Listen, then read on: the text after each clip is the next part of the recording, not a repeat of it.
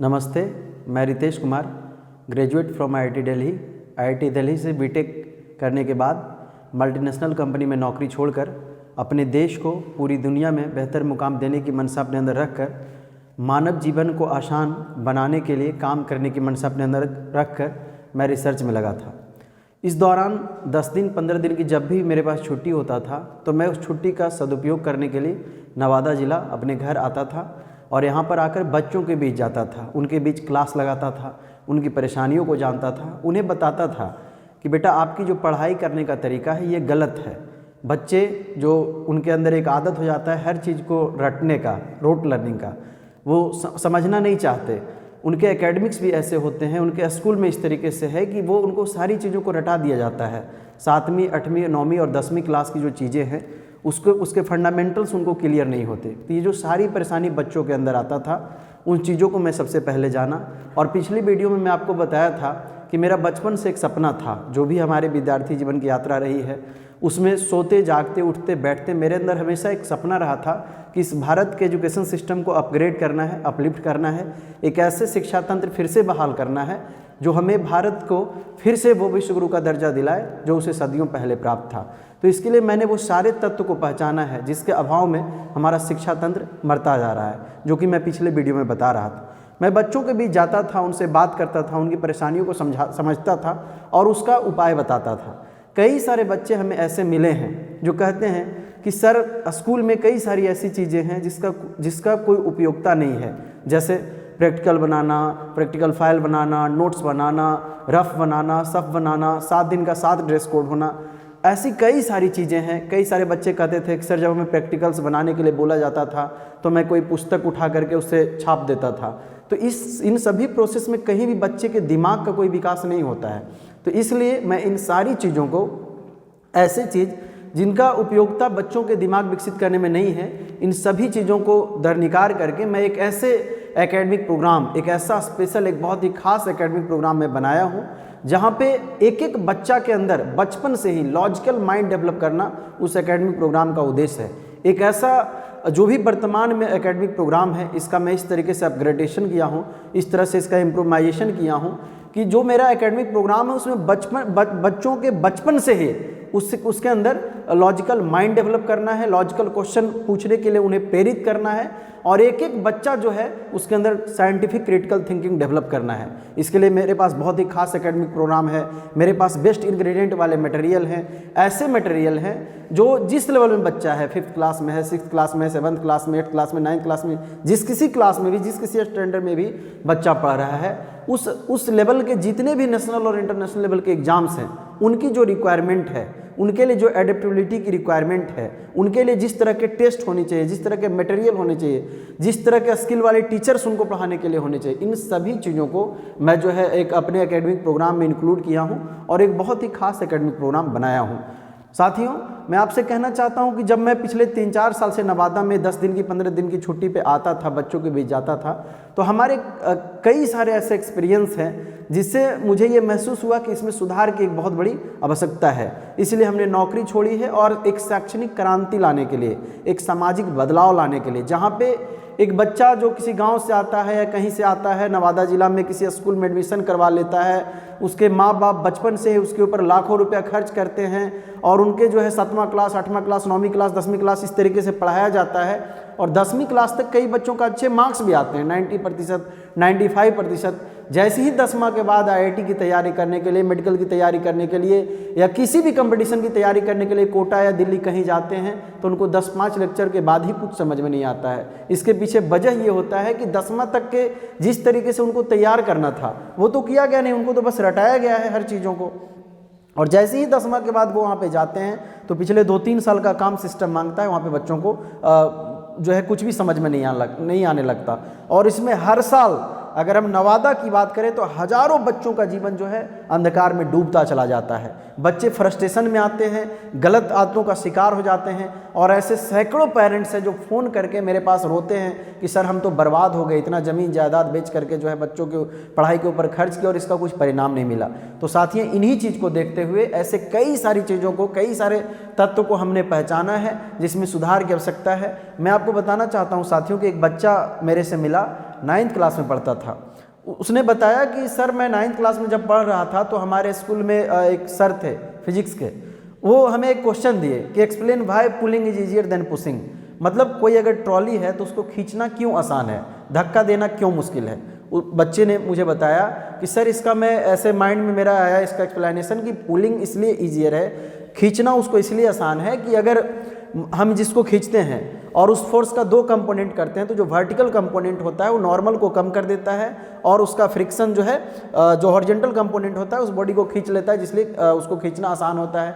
जबकि इसके उल्टा जो धक्का देना होता है उसमें क्या होता है कि नॉर्मल रिएक्शन में वर्टिकल कंपोनेंट ऐड हो जाता है, जिसके चलते वो उसको धक्का देना और मुश्किल हो जाता है क्योंकि फ्रिक्शन बढ़ जाता है। वो बच्चा मेरे से बताया कि सर मैं इसी तरीके से इसका एक्सप्लेनेशन लिखा, लेकिन जो हमारे सर थे स्कूल में, जो हमारे टीचर्स थे, वो इसको गलत कर दिए, हमको 0 मार्क्स दिए। जब मैं सर के पास गया, वो बच्चा बताया कि जब मैं अपने टीचर्स के पास गया, मैं उनको बोला कि सर आपने 0 मार्क्स कैसे दिया, आप बताएं। तो उनका एक्सप्लेनेशन था कि जब कोई बॉडी को हम धक्का देते हैं तो बेसिकली उसका वजन बढ़ जाता है, इसलिए उसको धक्का देना मुश्किल होता है और ज़्यादा कठिन होता है। तो ये जो एक्सप्लेनेशन है वो पूरी तरह से गलत है। तो एक शुद्ध मन का बच्चा, मतलब जो सीखना चाहता है, जो चीज़ों को एनालाइज करना चाहता है, जो अपना फंडामेंटल्स को क्लियर करना चाहता है, जो बच्चा अपने बेसिक्स को अच्छे करके अपने माइंड के अंदर क्रिटिकल थिंकिंग लाना चाहता है, उसको किस तरीके से सिस्टम के द्वारा बर्बाद किया जाता है आप इस उदाहरण से समझ सकते हैं। ऐसा नहीं होना चाहिए ना, ऐसा नहीं होना चाहिए। लेकिन कुछ ऐसे टीचर्स भी हैं, सभी लोग ऐसे नहीं हैं, लेकिन कुछ ऐसे टीचर्स हैं जिनका ना तो कोई स्टैंडर्ड है, ना ही उनके पास नॉलेज है, ना ही उनके अंदर टीचिंग का स्किल है, और ना ही जो है वो चीज़ों को अच्छे से समझते हैं, ना ही उनके फंडामेंटल्स क्लियर है। लेकिन टीचिंग को वो जो है अपने जीवन का सबसे लास्ट ऑप्शन समझते हैं, और इसका खामियाजा जो है कई सारे बच्चों को भुगतना पड़ता है, उनका जीवन बर्बाद हो जाता है। और जब उनको महसूस होता है कि जब उनको ये चीज़ महसूस होता है तब तक काफ़ी देर हो जाती है।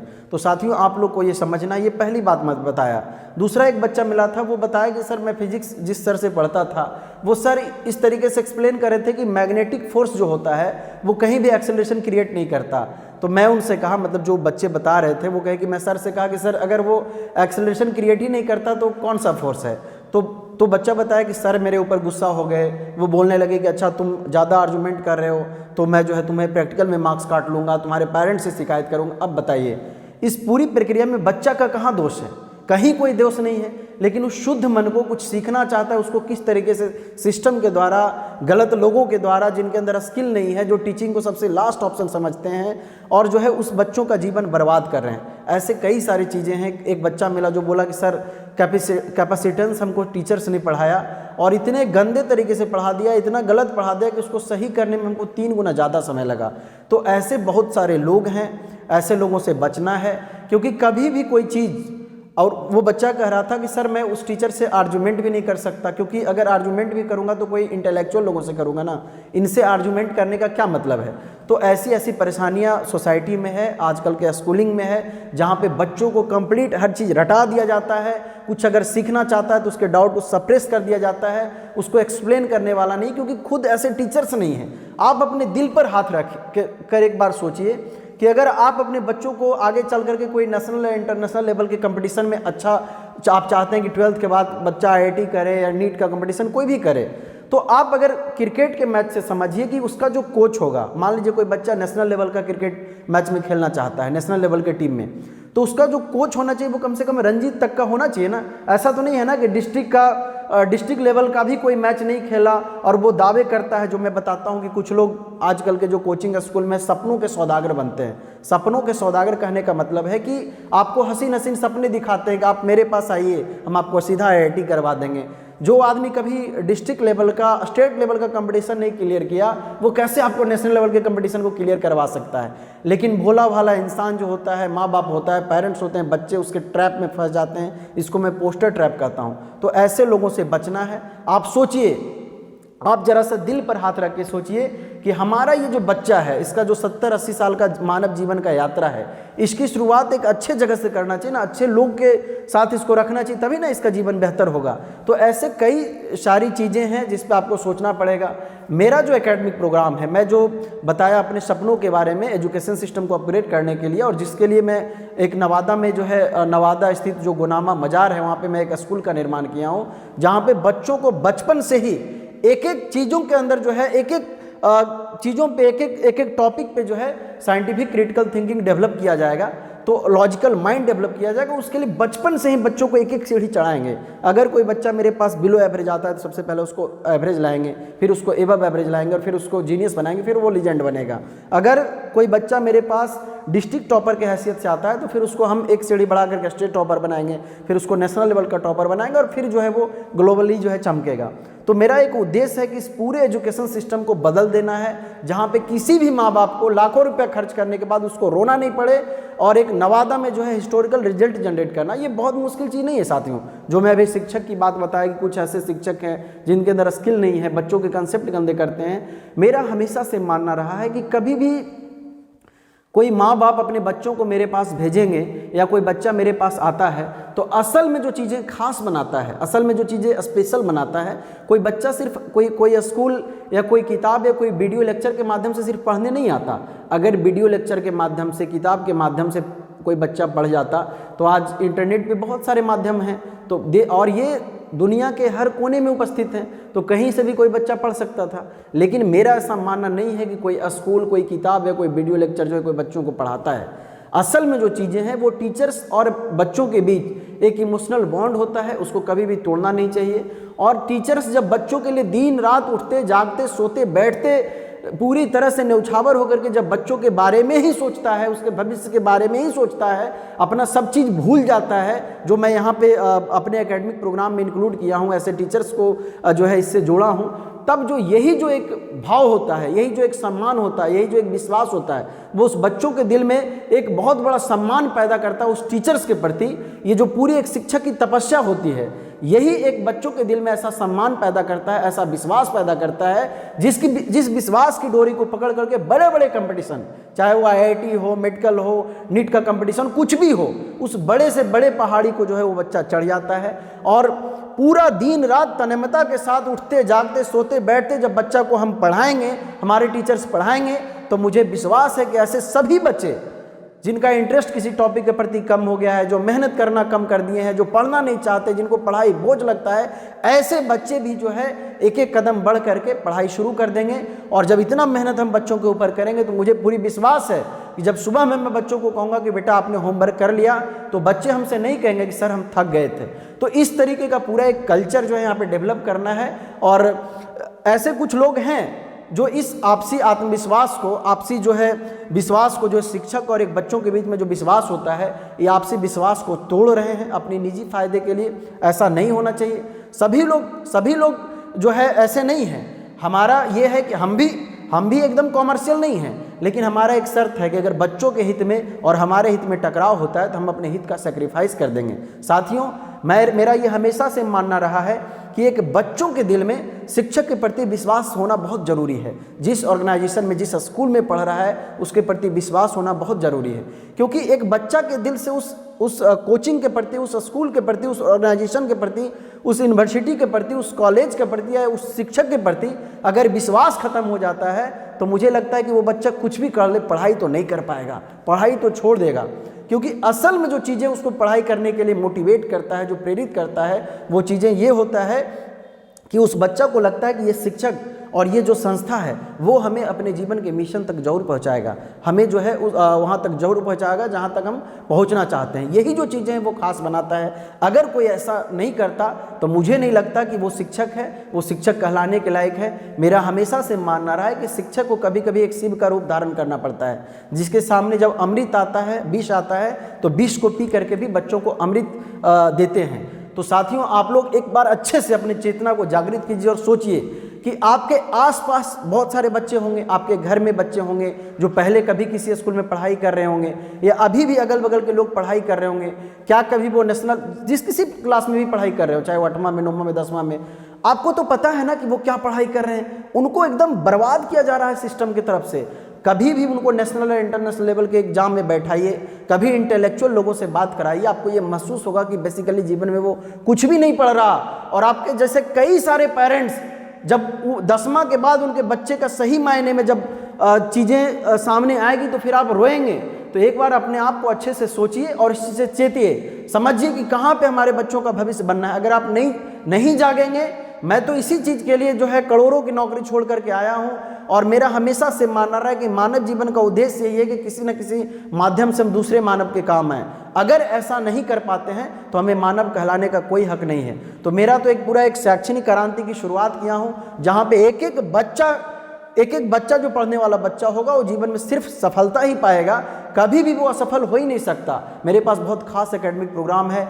एक एक बच्चों के अंदर जो है एक एक टॉपिक पे हर दिन 100 क्वेश्चन कराया जाएगा। एक एक टॉपिक जब 15 दिन में पूरा टॉपिक खत्म होगा तो 3000 क्वेश्चन बच्चा करके जाएगा। और मेरा उद्देश्य है कि एक एक बच्चा जो यहाँ से निकलेगा उसको जो है लीजेंड बनाना है। साथियों जरा सा ऐसे सोचिए, मान लीजिए कि आपको नवादा से दिल्ली जाना है, एक ट्रेन से जाना है, उसमें 2 तरह के डिब्बे हैं, एक रिजर्वेशन वाले हैं, दूसरा जनरल डिब्बे हैं। अगर आपको बहुत अच्छे से आराम से दिल्ली पहुंचना है, जो 20 घंटे की यात्रा है, 18-20 घंटे की यात्रा है, तो आप सोचिए कि आपको 2 महीना पहले रिजर्वेशन का टिकट लेना पड़ेगा। कौन से ट्रेन में जाना है, कौन से डब्बे में जाना है, कौन से सीट पे जाना है, किस दिन जाना है, किस प्लेटफॉर्म पे जाना है, ये सारी चीज़ें आपको 2 महीने 1.5 महीना पहले तय करना पड़ेगा। अगर आप ऐसा नहीं करते हैं तो आप बहुत अच्छे से दिल्ली नहीं पहुंच सकते। तो साथियों जरा सा सोचिए कि जो 18-20 घंटे की यात्रा नवादा से दिल्ली है, इसके लिए 2 महीना पहले से इतनी ज़्यादा प्लानिंग करने की आवश्यकता है। और एक मानव जीवन की जो 70-80 साल की यात्रा है साथियों, इसके लिए आप कोई प्लान नहीं कर रहे। आपको ये पता ही नहीं कि कहाँ पे भेजना है, किन जगह पे भेजना है, कौन सा संस्था हमारे बच्चों का भविष्य बनाएगा, कौन सा टीचर्स हमारे बच्चों का भविष्य बनाएगा। साथियों मैनेजमेंट का एक बहुत बड़ा फॉर्मूला है कि किसी भी चीज़ के लिए सबसे पहले 90% प्लानिंग कीजिए और 10% उसको इम्प्लीमेंट कीजिए। और प्लानिंग के अंदर यही चीज़ आता है कि एक बच्चा का जो जीवन, जब किसी स्कूल से कोई बच्चा जुड़ता है तो बेसिकली अपना जो 70-80 साल का जीवन का जो यात्रा है उसको बेहतर से बेहतर बनाने के लिए वो किसी स्कूल से जुड़ता है। तो यही प्लानिंग ही तो है। तो जरा सा अपने आप से सोचिए कि हमारे अगल बगल जो भी बच्चे किसी स्कूल में पढ़े हैं उनको कहाँ दिक्कत आया, क्यों नहीं वो जीवन में अच्छा कर पाए आप। और ये सारी चीज़ों को सोच करके साथियों आप एक अच्छा डिसीजन लीजिएगा, क्योंकि बाहर जो लोग हैं, कई सारे ऐसे लोग हैं जिनको टीचिंग का स्किल भी नहीं पता, जिनका जीवन का खुद का कोई उपलब्धि नहीं, वो बड़े बड़े स्कूल खोल करके बैठे हैं। साथियों ऐसे ऐसे लोग हैं जो कभी टेंट का दुकान चलाते थे, किसी और चीज़ का दुकान चलाते थे, आज बड़े बड़े स्कूल बना करके बैठे। वो अपने बच्चों को क्या भविष्य बनाएंगे, आप खुद से सोचिए। तो ये जो चीज़ें हैं, ये जो एक शैक्षणिक क्रांति है, इससे जुड़िए और मैं तो यही कहूँगा कि आपका भविष्य अच्छा होगा। अगर आप अभी नहीं जागे तो आप मान करके चले कि 10th के बाद तो आपके बच्चों के साथ आपको रोना ही पड़ेगा, क्योंकि हजारों बच्चों के साथ ये परेशानी है। आप कभी भी ये नहीं सोचिए कि बड़े बिल्डिंग, बड़ा क्लासरूम, स्मार्ट क्लास, बड़ी बड़ी गाड़ियों में जाना है, 7 दिन का 7 ड्रेस कोड होना है, हर साल अलग अलग पब्लिकेशंस के बुक, इससे कुछ भी होने वाला नहीं है। कितनी भी बड़ी बिल्डिंग, कितनी भी बड़ा क्लासरूम, कितनी भी बड़ी चीज़ें जो हैं आपके बच्चों के भविष्य से बड़ा नहीं हो सकता ना। और जब वो बर्बाद हो जाएगा, जब वो बच्चा बेकार हो जाएगा, जब वो 10वां के बाद रोना शुरू करेगा, तो क्या ये सारी चीज़ें आपके जीवन में काम आएगा क्या? जरा सा सोचिए। तो इन सारी चीज़ों को सोच करके आपको डिसीजन लेना है। और यही जो पढ़ाई होता है, 8वां 9वां 10वां का जो पढ़ाई होता है ना साथियों, ये आगे का जीवन बहुत आसान बना देता है। हमारा पूरा एक मिशन है, पूरा प्लान है कि 10वां तक जाते जाते बच्चा का हम ये लेवल डेवलप कर देंगे कि उसको कहीं भी ले जा करके यूके में, यूएस में, कहीं भी किसी भी कंपटीशन को करना चाहता है तो 30 से 40% तैयारी उसकी पहले ही हो जाएगा। यही मेरा पूरा एकेडमिक प्रोग्राम है। तो साथियों आपके पास 2 ऑप्शन है। पहला ऑप्शन है आप चेत जाइए, आपके पास मात्र 2 ऑप्शन है। पहला ऑप्शन क्या है? आज एक तरफ अच्छे बिल्डिंग है, बड़े बड़े बिल्डिंग है, बड़े बड़े क्लासरूम है, स्मार्ट क्लास है, लेकिन उनके टीचर्स कैसे हैं? जो मैं पहले आपको बता चुका हूं, जिनके अंदर स्किल नहीं है, जिनके अंदर कोई नॉलेज नहीं है, जिनका कोई विजन नहीं है, जिनका कंसेप्ट क्लियर नहीं है, जिनके फंडामेंटल्स अच्छे नहीं है, और किसी तरीके से वो दिनेश, सुरेश, महेश कहीं से भी किसी किताब से कुछ पढ़ते हैं, बोर्ड पर लिख देते हैं, बच्चों को छपवा देते हैं। आपके बच्चों के अंदर पूरा कन्फ्यूजन रह जाता है। पूरा बैग भर के किताब क्लास बच्चे जाते हैं, वहाँ पे छापते बोर्ड से पूरा छापते वो परेशान हो जाते हैं। वो सुन करके, याद रखिएगा, गुन करके नहीं, फिर घर आता है, घर आके नोट्स पलटता है, उसको आधा कन्फ्यूजन पहले से रहता है और बाकी नोट्स देख करके और कन्फ्यूजन आ जाता है। बाद में वो कहीं जा करके किसी से पूछना चाहता है तो कोई उसके कन्फ्यूजन क्लियर करने वाले नहीं है। फिर 1 महीना के बाद एग्जाम आ जाता है, 2 दिन पहले पढ़ना शुरू करता है, फिर लगता है कि ये तो पूरा महीना पढ़ना था, अब 2 दिन में क्या होगा। और जब एग्जाम जा करके देता है तो उसके मार्क्स कम आते हैं और उसके ऊपर पूरा एक टैग लग जाता है जब उसके मार्क्स गंदे आते हैं तो लोग उसको कहने लगते हैं कि तुम वीक हो, तुम बिलो एवरेज हो, तुम जस्ट अबव एवरेज हो। और ये जो चीज़ें हैं ना साथियों, ये बच्चों का जीवन धीरे धीरे अंधकार में डुबाता चला जाता है। बताइए, एक बच्चा को ये जो 8वां 9वां 10वां ये 2 साल अच्छा एक एकेडमिक प्रोग्राम मिलता है, एक अच्छे शिक्षक मिलते, एक अच्छे मेंटर मिलते, तो वो साइंटिस्ट होता, वो IITian होता, वो IAS होता, एक अच्छा डॉक्टर होता। और थोड़ी सी लापरवाही के चलते, थोड़ी सी अच्छी प्लानिंग नहीं हुई, थोड़ी सी पेरेंट्स के भी लापरवाही हुई, आपके चेतना जागृत नहीं हुए, अच्छे जगह पे बच्चों को नहीं दिए, अच्छे मेंटर के हाथ में नहीं दिए, तो वो बच्चा कहाँ चला गया, जो पूरा जीवन उसका फ्रस्ट्रेशन में गुजरेगा। तो साथियों, आपके पास 2 ऑप्शन है। एक तरफ तो जो मैं बताया कि बड़े बड़े लोग हैं, बड़ी बड़ी चीज़ें हैं, बड़े बड़े दावे करते हैं, पोस्टर में दिखाते हैं कि आप मेरे पास आइए, एक बार में IIT करा देंगे, मेडिकल करा देंगे। जरा सा सोचिए कि जो ऐसे लोग दावा करते हैं ना, वो कभी जीवन में उनके स्कूल से 1-2 लोग भी हर साल IIT नहीं करते। भले वो दावा करते हैं, एक परसेंटाइल का भी यहाँ पे चलता है कि JEE मेंस में 95 परसेंटाइल, 96 परसेंटाइल। आपको पता है साथियों, 96 परसेंटाइल में प्राइवेट कॉलेज से भी इंजीनियरिंग नहीं हो पाएगा। ये परसेंटेज मत समझिए। तो ऐसी कई सारी चीज़ें हैं, इसको मैं पोस्टर ट्रैप भी कहता हूँ कि रंगीन पोस्टर में अलग अलग चीज़ों को दिखा करके ट्रैप करते हैं, आपको फंसाते हैं और आप अपने बच्चों का जीवन पूरा बर्बाद कर देते हैं। तो इन चीज़ों से बचना है। और आपके पास 2 ऑप्शन है, जो पहला ऑप्शन बताया और दूसरा ऑप्शन आपका मैं सामने हूँ, जो मैं सारी चीज़ों को देखते हुए जो भी अपने जीवन में देखा है, जो भी अपने जीवन में सीखा है, उन सारी चीज़ों को इस्तेमाल करते हुए मैं एक खास एकेडमिक प्रोग्राम बनाया हूँ। और एक एक बच्चा को यहाँ पर सीढ़ी दर सीढ़ी ऐसे लेकर के चलेंगे। और यहाँ पर आने के बाद ट्यूशन जाओ, कोचिंग जाओ, नोट्स बनाओ, प्रैक्टिकल बनाओ, ये कुछ भी करने की आवश्यकता नहीं है। मैं किसी भी बच्चों से नोट्स नहीं बनाऊंगा, मैं किसी भी बच्चों से यश, चांद, प्रदीप, महेश, सुरेश ऐसे पुस्तक को देख करके छापने का काम नहीं करवाऊंगा। मैं किसी भी बच्चों को 7 दिन का 7 ड्रेस कोड में परेशान नहीं करूंगा। यहाँ पे बैठने का आने वाला बच्चा का एक एक उद्देश्य होगा कि इसका एक इंडिया का बेस्ट ब्रेन बनाना है। तो आपके पास ऑप्शन है साथियों। मैं बार बार आपसे रिक्वेस्ट कर रहा हूँ कि आप यहाँ पे आएँ, आपके बच्चों का भविष्य बन जाएगा। फिर भी अगर आप नहीं सुनेंगे, फिर भी अगर आप नहीं समझेंगे, तो फिर तो आप 10वां के बाद या 12th के बाद जो आपके बच्चों के सामने होना है वो तो तय है। और एक बार जरूर आप याद कीजिएगा कि कोई बोला था। तो ये ऑप्शन आपके पास है। हम बचपन से ही बच्चों के अंदर लॉजिकल माइंड डेवलप करेंगे। अब डिसीजन आपको लेना है कि हमें क्या करना है। ऐसे हजारों माँ बाप हर साल रोते हैं, नहीं डिसीजन लेंगे तो आप खुद रोएंगे। तो एक बार अच्छे से आइए। और ये जो स्कूल की हम स्थापना कर रहे हैं, ये नर्सरी से लेकर के 10th तक का है। छोटे बच्चे से, हम 11th 12th का नहीं है, क्योंकि 11th 12th में बच्चे पहुंच जाते हैं, उनको 10th तक का नहीं आता, तो फिर वो 1.5 साल में उनको उस लेवल तक ले जाना हमारे लिए पॉसिबल नहीं होता। इसलिए नर्सरी से 10th तक का ये स्कूल है। ये स्कूल नवादा स्थित जो गुनामा है, गुनामा गाँव के अंदर एक मजार है। कई लोग का कन्फ्यूजन होता है, कई लोग कहते हैं कि संकट मोचन जो है वो वाला, नहीं, गुनामा गांव के अंदर मजार है। नाला रोड गुनामा है, गांव के अंदर आइए, किसी से पूछे कि गुनामा मजार कहाँ पे है, उसी के उत्तरी पूर्वी कोना में ये स्कूल स्थित है। पहली चीज़।